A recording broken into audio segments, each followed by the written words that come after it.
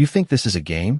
The words landed flat against the hum of fluorescent lights as Lyra Vane pushed herself up from the cold steel floor, her blue skin catching the pale reflection of overhead panels while the air smelled faintly of ozone and recycled oxygen and something sharper beneath it all, something human, sweat and effort and quiet stubbornness, and she laughed despite the sting in her lungs, brushing dust from her arms as she looked up at Ethan Cole standing over her, unmoving, his gray shirt darkened at the collar, his breathing steady like none of this mattered, like none of them mattered, and she tilted her head, curious more than challenged, because to her this place, this rectangular room of metal walls and marked lines and blinking timers, felt like a ritual, a strange human pastime dressed in intensity, not danger, never danger, and she said it again with a softer smile. It's just practice, as if naming it would make it harmless, as if the word itself could strip the weight from the way. The others moved, the way they fell and rose and fell again without complaint, but Ethan didn't answer, he never did, not with explanations, only with motion, and he extended a hand, not to help her up, but to reset her stance, fingers adjusting her shoulder, nudging her balance by inches until her feet aligned with the faded white marks on the floor, and she noticed then how precise he was, how every correction was small but exact, like he was building something invisible between her bones, and she almost asked why, almost asked what outcome required this level of repetition, but the timer on the wall blinked red and a low tone pulsed through the room, cutting the thought in half, and Ethan stepped back, giving her space, giving her nothing else, and the others resumed, moving in sync, boots sliding across steel, controlled, measured, relentless, and Lyra mirrored them, slower at first, then faster, her movements catching the rhythm like a song she didn't understand but could still follow, and she found herself smiling again, because there was a strange thrill in it, in the repetition, in the way her body adapted, in the way the human beside her stumbled and corrected and kept going without frustration, as if failure wasn't failure at all, but something expected, something planned, and she leaned closer between cycles, her voice low, almost playful. Do you all enjoy this? And the human next to her didn't answer, just inhaled and moved again, and she glanced back at Ethan, searching for something. Approval, maybe, or humor, but found only that same stillness, that same quiet observation, and for a moment, just a moment, the room felt different, the air heavier, the sound of boots sharper, like the rhythm wasn't a game but a pattern, and patterns meant purpose, and purpose meant something beyond the walls, something she couldn't see yet, and she straightened unconsciously, resetting her stance exactly where he had placed it, not because she was told to, but because something in his silence made it feel necessary. And when the timer reset again and the tone dropped into a deeper note, she didn't laugh this time. She just moved, faster, cleaner, closer to the others, and somewhere in the back of her mind, a thought flickered and refused to settle, quiet but persistent, like a warning she hadn't earned yet. Because if this wasn't a game, then what was it preparing her for, and why hadn't he said a single word about it? The next cycle started before her breathing fully settled, the tone shifting higher this time, sharper, like a warning she could not translate, and Lyra adjusted her stance without thinking, feet aligned to the worn markings, shoulders squared the way Ethan had shown her, not gently but precisely, always precisely, and she moved with the others as the drill repeated, step, pivot, recover, again and again until the rhythm stopped feeling foreign and began to feel inevitable, like gravity, like something her body had always known but only now remembered, and she caught herself matching their pace, matching their silence, the usual questions fading from her mind because there was no space left for them, only motion, only correction, only the steady awareness of where her balance failed and how quickly it had to return, and when she slipped this time, just slightly, she corrected it before she even hit the ground, her muscles reacting faster than her thoughts, and she froze for half a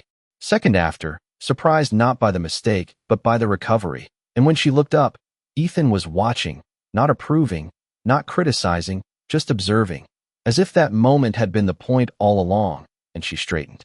Again, a quiet tension settling in her chest that had nothing to do with exhaustion, because this no longer felt like performance, it felt like preparation, though for what she still could not name, And when the tone finally cut off and the room fell into a low mechanical hum, she exhaled slowly, noticing the way the others did the same, not collapsing, not celebrating, just resetting, always resetting. And she stepped toward Ethan this time, closing the distance herself, her voice lower, more measured.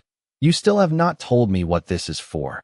And for a moment she thought he might ignore her again, might return to that silent pattern of instruction without explanation.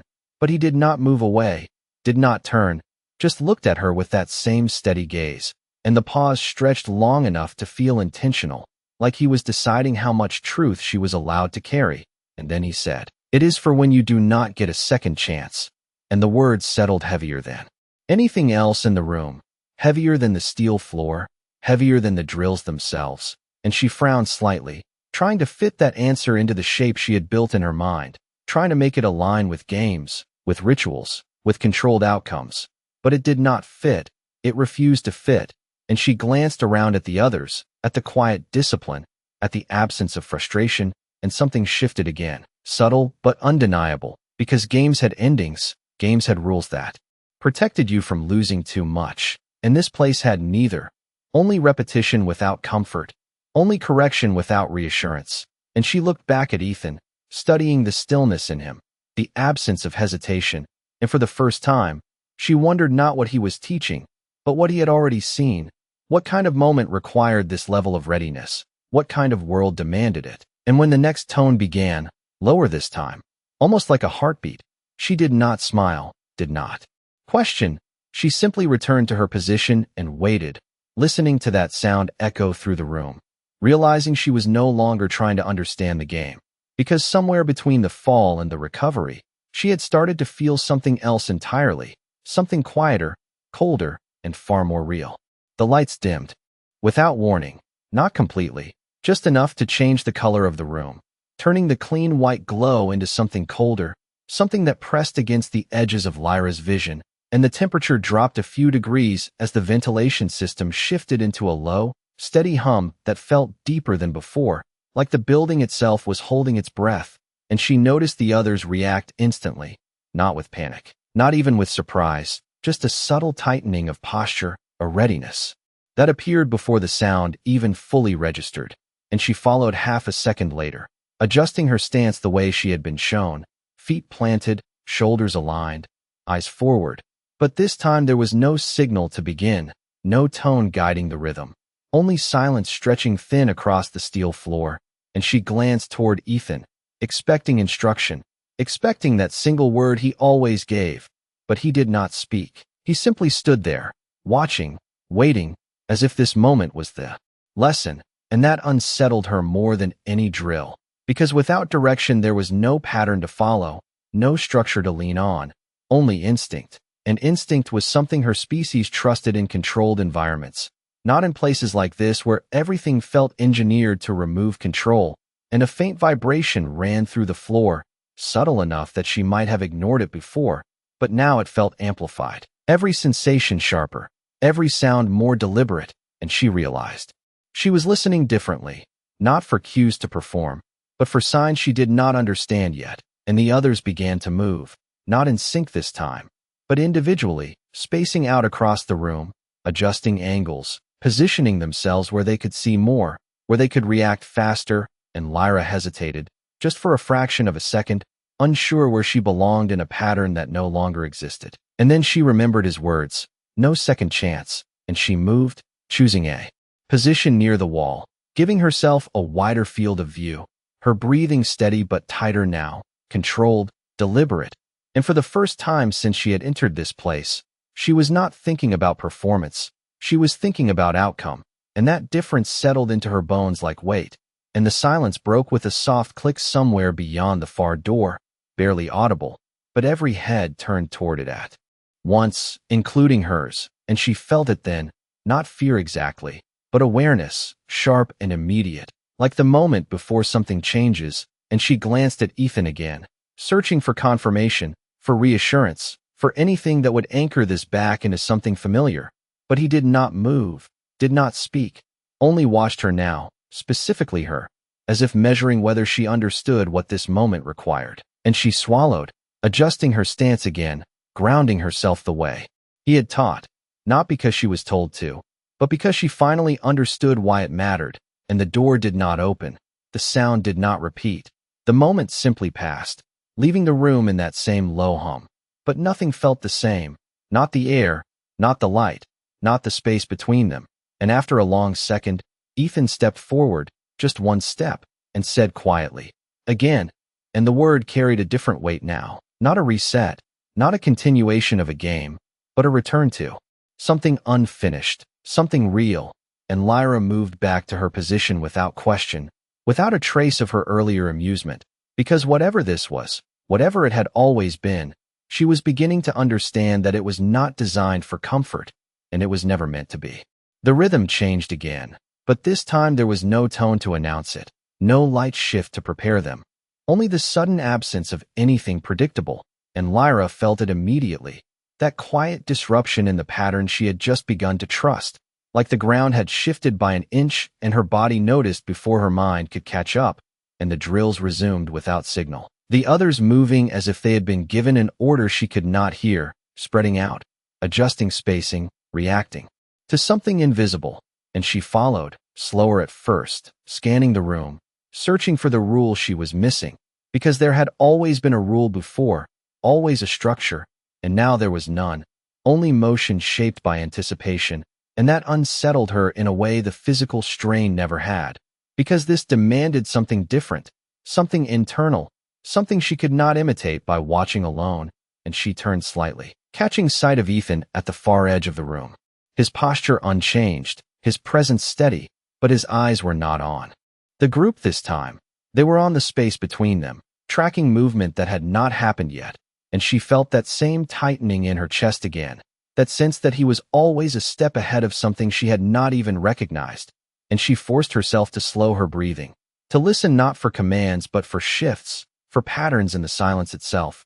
And there it was, faint but real, the sound of air pressure changing near the vents, a subtle fluctuation that repeated every few seconds, and without thinking she adjusted her position, stepping slightly to the side, giving herself a clearer angle, and the moment she did, one of the others moved through the space she had just occupied, faster than she would have expected, controlled, precise, and she realized then that they were not reacting to each other, they were reacting to the environment, to cues so small they would have gone unnoticed before, and she felt something click into place, not fully, not completely, but enough that her movements changed, became less reactive and more intentional.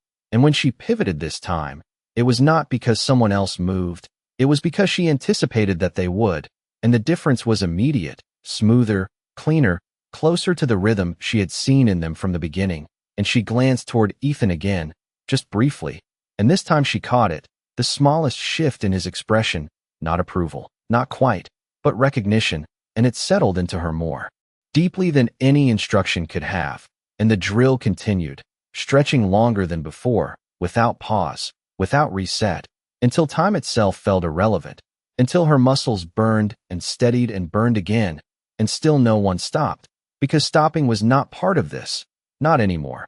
And when the room finally returned to its normal lighting, when the hum softened and the tension eased by degrees, no one collapsed, no one spoke. They simply stood where they were, breathing controlled, eyes alert, as if the absence of pressure was temporary, as if it could return at any moment.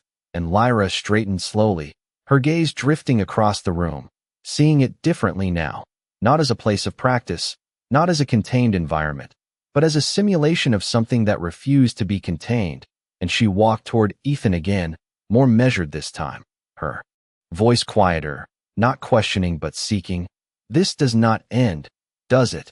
And he looked at her for a long second, that same steady stillness in his posture, and then he said, "It pauses." And the word carried more weight than any answer he had given before, and she nodded once, slowly, because she finally understood the difference.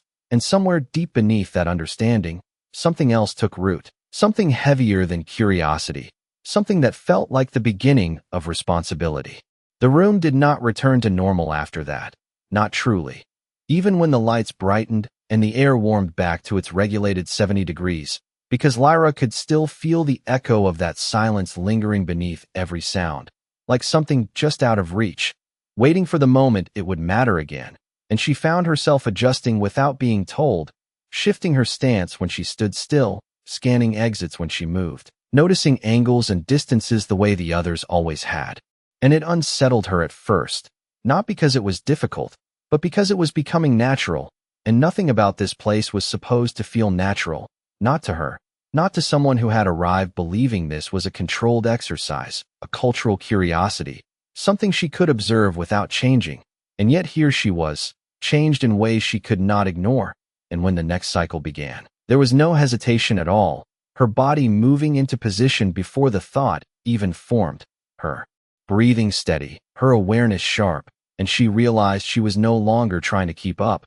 She was anticipating, adjusting before the pattern shifted, reading the space instead of reacting to it. And that realization stayed with her through every movement, through every reset that was not a reset, because nothing truly reset here. It only layered, each repetition building on the last, each mistake becoming part of the next correction. And she glanced at Ethan only once during the cycle, just long enough to see that he was still watching in that same quiet way, measuring something she was only beginning to understand. And when the sequence ended, when the room settled into that low hum again, she did not step away immediately, did not let the moment pass without holding on to it, because something inside her needed to ask, needed to understand not just the structure but the reason behind it. And she walked toward him, slower this time, more deliberate, her voice carrying none of the earlier curiosity, only a quiet certainty. You trained them before I arrived. And it was not a question, and he nodded once, a small movement that confirmed what she already knew. And she continued, and they did not question it. And again, that same small nod, and she looked around at the others, at the way they stood even now, not relaxed, not disengaged, but ready, always ready. And she felt that weight again, heavier now, because she could see the difference between them and who she had been when she walked in. And she asked the question she had been avoiding, the one that no longer felt hypothetical. What happened to the ones who did not learn this in time? And the room seemed to quiet around them, not because of any system, but because of the way the question settled into the space. And Ethan did not answer immediately, did not soften it or redirect it. He simply looked at her, holding that steady gaze long enough for her to understand that the answer mattered. And then he said, "They learned later." And the words were simple, almost too simple, but the meaning behind them carried something heavier, something that did not need to be explained. And she exhaled slowly, absorbing it, because she understood now that later did not mean easier, did not mean safer. It only meant that the lesson came when there was no room left for mistakes. And she looked back at the training floor, at the marks she had memorized, at the space that had once felt like a game. And she nodded once, not to him, but to herself, because she finally understood what this place demanded, not perfection, not strength, but readiness. And as the next tone began, low and steady like a pulse, she stepped back into position without hesitation, her posture aligned, her focus sharpened. And for the first time since she had entered the room, she was not trying to understand the training. She was trying to be ready for what it meant. The tone did not stop this time. It lingered beneath everything, a low steady pulse that blended into the hum of the room until Lyra could no longer tell where one ended and the other began. And that alone changed the way she moved, because now there was no clear beginning, no signal that separated preparation from action, only continuity, only the understanding that whatever came next could arrive at any moment without warning. And she adjusted to it instinctively, her posture never fully relaxing, her awareness stretching beyond the boundaries of the marked floor, tracking the faint shifts in light, the subtle changes in airflow, the quiet movements of the others as they repositioned without instruction. And she followed that rhythm, not because she was copying them, but because she finally understood that the rhythm was not given. It was built, moment by moment, from everything around them. And she found herself noticing things she would have ignored before. The way one of the overhead panels flickered for half a second, the way the sound of the ventilation shifted pitch when the system cycled, the way a shadow moved across the far wall a fraction of a second, before the source became visible, and each detail connected, forming a pattern that did not announce itself but could be read if you were paying attention. And she was paying attention now, fully, completely, and when she moved, it was no longer reactive, it was deliberate, measured against those patterns, aligned with something deeper than repetition, and she realized that this was the real lesson, not the drills, not the physical strain, but the awareness that wrapped around everything else. The constant readiness that did not depend on signals or commands, and she glanced toward Ethan again, just briefly, and this time she did not look for answers. She looked for confirmation, and she saw it in the stillness of his posture, in the way he watched the room, without focusing on any single point, as if he was tracking all of it at once, and she understood then that he was not teaching them to follow instructions. He was teaching them to exist in uncertainty, to function when nothing was clearly defined, and that realization settled into her more deeply than anything before, because it meant there would never be a moment where she could rely on being told what to do. There would only be moments where she either knew or did not, and the difference between those two states mattered more than anything else, and the drill continued without pause, stretching longer than any before, the repetition fading into something continuous, something that felt less like training and more like living inside a constant state of readiness. And when her muscles began to ache, she adjusted, not slowing down, not stopping, just redistributing effort, conserving energy the way she had seen the others do, maintaining control without wasting movement. And even that felt different now, not a technique, but a necessity. And when the tone finally faded, not ending but dissolving into silence, she did not step out of position, did not relax. She simply stood there, breathing steady, eyes scanning, waiting, because she no longer trusted the absence of pressure to mean safety. And after a long moment, Ethan stepped closer, just enough that she could hear him without effort, and he said quietly, "You are starting to see it." And she did not ask what he meant, because she already knew, and she nodded once, her gaze still moving across the room, still reading the space, because the lesson had shifted from something he could explain to something she had to carry on her own, and for the first time, that did not feel overwhelming. It felt necessary. The change did not come with sound this time, and that was what made it different, what made it real in a way the others had not been, because Lyra did not notice it at first, not consciously, only as a faint absence in the pattern she had learned to read, a missing rhythm in the air, a silence where there should have been a shift, and her body reacted before her mind did, her stance tightening, her breathing slowing, her gaze moving toward the far side of the room where nothing appeared out of place, and yet everything felt slightly wrong, and the others reacted too, not dramatically, not all at once, but in small adjustments, subtle shifts in position, widening their spacing, angling their bodies toward exits without looking directly at them, and Lyra followed that instinct, not questioning it, not waiting for confirmation, because she understood now that waiting was the mistake, and the lights flickered for less than a second, barely enough to register, but it was enough for her to see how quickly the room could change,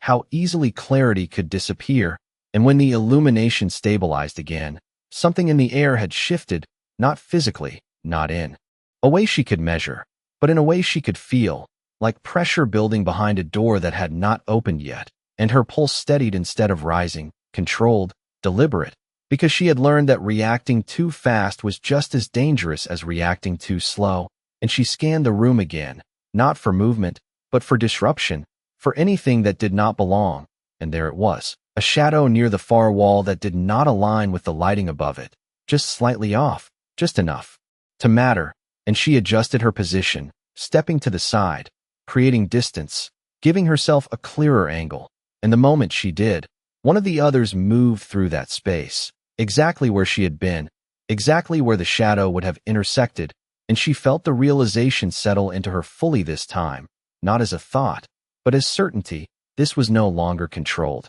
no longer contained within the boundaries she had assumed. This was something else entirely, something that tested not just her movement, but her awareness, her ability to act without being told, and she glanced toward Ethan, expecting him to step in, to confirm or correct, but he did not move, did not speak, he only watched, and that told her everything she needed to know, because if he was not intervening, then this was the test. This was the moment where instruction ended and understanding began, and she shifted again, aligning her stance, grounding herself in the same position she had practiced 100 times, not because it was part of a drill, but because it gave her control, gave her stability in a space that no longer offered it, and the others moved with the same quiet precision. No panic, no hesitation, only readiness. And for the first time, she felt like she belonged in that pattern, not as an observer, not as someone learning a foreign system, but as part of it, as someone who understood what it demanded. And when the lights flickered again, longer this time, stretching the shadows across the room, she did not look away, did not hesitate. She adjusted, shifted, prepared, and when the room returned to full brightness, nothing had visibly changed. No doors opened, no alarms sounded, no external signal marked the moment. And yet everything was different, because she knew now that the absence of obvious change did not mean safety, did not mean control. It only meant that the real test was happening in the space between what could be seen and what had to be understood. And after a long second, Ethan stepped forward, his voice low, steady.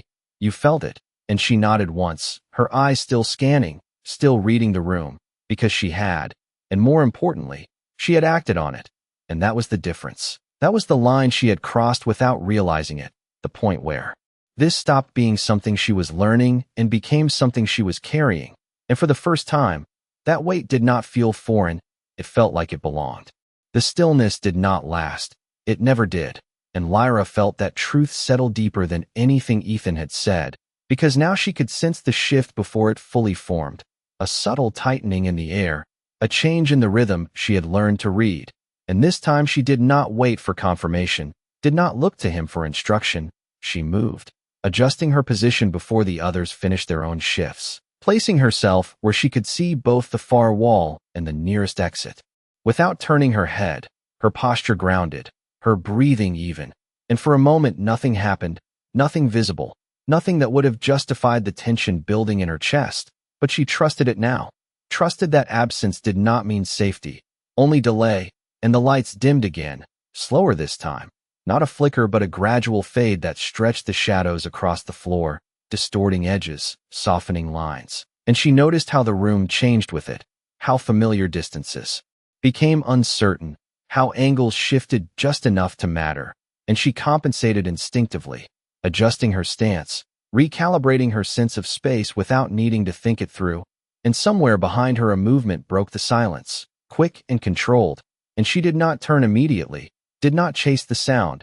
She held her position, letting the pattern reveal itself. And when she did move, it was measured, precise, aligning her body with the direction of that disruption without overcommitting, without losing awareness of everything else around her. And she realized then that this was what he had been teaching all along. Not speed, not strength, but restraint, the ability to act without losing control. And the moment passed as quickly as it had formed, the room settling again, the lights stabilizing, the hum returning to its steady baseline. And yet she did not relax, did not step out of position, because she understood now that the end of pressure was not the end of the situation, only a pause within it. And she glanced toward Ethan, expecting nothing, and that was what made it different. Because she was no longer seeking answers from him, she was measuring herself against the standard he had set without ever explaining it. And he stepped forward then, closing the distance between them by a few feet, his presence quiet but undeniable. And he looked at her, not assessing her movement, not correcting her form, but reading something deeper, something she had only just begun to recognize in herself. And he said, "You are not waiting anymore." And she shook her head slightly, her voice calm, certain. Waiting assumes there is time. And the words felt unfamiliar and completely true at the same moment. And he held her gaze for a second longer before nodding once, a small acknowledgement that carried more weight than any instruction he had given. And she turned her attention back to the room, to the space that had once felt contained and now felt infinite in its uncertainty. And she adjusted her stance again, not because something had changed, but because she knew it would. And for the first time since she had entered this place, she was not reacting to the training. She was living inside it, carrying it with her in every breath, every movement, every moment of stillness. And as the low pulse returned beneath the hum, barely audible but impossible to ignore, she did not prepare for it. She was already ready, and that was the difference. That was what he had never said, because it could not be taught with words, only with silence, only with time, only with moments like this where understanding replaced explanation, and she stood there, steady, aware, unshaken by the uncertainty around her, because she no longer needed to know what was coming next. She only needed to be ready when it did. The room finally went still, not the temporary pause she had learned to distrust, but a deeper quiet, one that settled into the walls, into the air, into the steady rhythm of her own breathing. And Lyra did not move, not yet, because she had learned that stillness could mean many things, and only one of them was safety. And she stood there with her posture grounded, her awareness stretched across every corner of the space, reading what remained instead of what might come next. And for the first time there was nothing to read, no shift in light, no change in pressure, no subtle disruption in the pattern, only the absence of tension. And slowly, carefully, she allowed her stance to ease by a fraction, not fully, never fully, but enough to acknowledge that the moment had passed. And when she looked around, the others were doing the same, not relaxing, not stepping away, just releasing the smallest amount of pressure while keeping everything else intact. And she understood then that this was the closest thing to an ending they would ever have here. Not a release, not a conclusion, just a recognition that nothing immediate was coming, and that was enough. And she turned toward Ethan, not out of habit, but because something in her needed to mark the change, needed to acknowledge what had shifted between the moment she first stepped into this room and the one she stood in now.